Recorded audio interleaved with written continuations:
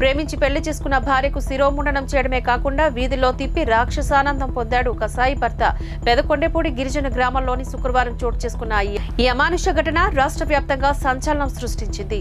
బాధితురాలు గ్రామస్తులు తెలిపిన వివరాల ప్రకారం పెదకొండేపూడికి చెందిన కరి రాంబాబు అలియాస్ అభిరామ్ హైదరాబాద్ లో జూనియర్ ఆర్టిస్ట్ గా పనిచేసేవాడు. నెల్లూరుకు చెందిన జూనియర్ ఆర్టిస్ట్ షేక్ ఆషాతో పరిచయం ఏర్పడి ప్రేమగా మారి ఇద్దరు 6 ఏళ్ల క్రితం పెళ్లి చేసుకున్నారు. ఏడాది తర్వాత కుమారుడు పుట్టగా అప్పటి నుంచి రాంబాబు ముఖం చాటేశాడు. అతనిపైన ఆశా ఫిర్యాదు మేరకు హైదరాబాద్ పోలీసులు కేసు నమోదు చేశారు. కొంతకాలం కాపురం సజావుగానే కొనసాగింది. 4 ఏళ్ల క్రితం భార్యను బయటికి గెంటేశాడు భర్త అత్తమామలపైన ఆమె వరకట్న వేధింపుల కేసు పెట్టడంతో సీతానగరం పోలీసులు కేసు నమోదు చేశారు. పెదకొండపూడి గిరిజనుల ఆశ్రయంలోనే కొన్నాళ్ల పాటు ఆశ ఉన్నారు. అనంతరం హైదరాబాద్ వెళ్లి అక్కడ పని చేసుకుంటున్నారు. భర్తకు రెండో పెళ్లి చేస్తున్నారని తెలిసి 2 నెలల క్రితం బిడ్డను తీసుకుని సీతానగరం వచ్చి న్యాయం కోసం పోరాడుతున్నారు.